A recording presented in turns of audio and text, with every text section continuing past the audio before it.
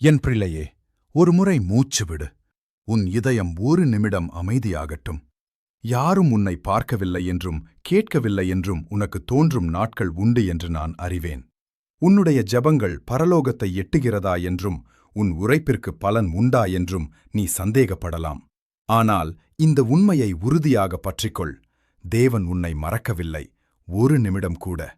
உன்னுடைய ஒவ்வொரு கண்ணீர் துளியையும் தேவன் எண்ணுகிறார் என்றும் அவை வீணாக போகாது என்றும் திருவசனம் நமக்கு நினைவுறுத்துகிறது. பதில்கள் தாமதமாகிறது என்று தோன்றும் போதும் உன் வாழ்க்கையின் ஒவ்வொரு சிறிய காரியத்திலும் தேவன் கவனமாக இருக்கிறார். மற்றவர்கள் காணாத உன் போராட்டங்களையும் உன் மௌனமான பலத்தையும் அவர் காண்கிறார்.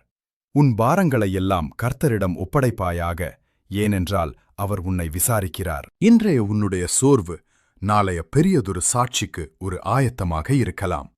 விரக்திக்கு இடங்கொடுக்காதே. இரவு எவ்வளவு நீண்டதாக இருந்தாலும் விடியற்காலையில் மகிழ்ச்சி உண்டாகும் என்று வேதாகமம் கூறுகிறது. உன்னுடைய வேதனை தற்காலிகமானது, ஆனால் தேவனுடைய வாக்குத்தத்தங்கள் நித்தியமானவை.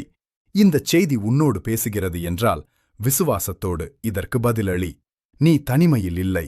தேவனுடைய கரங்களில் நீ பாதுகாப்பாக இருக்கிறாய்.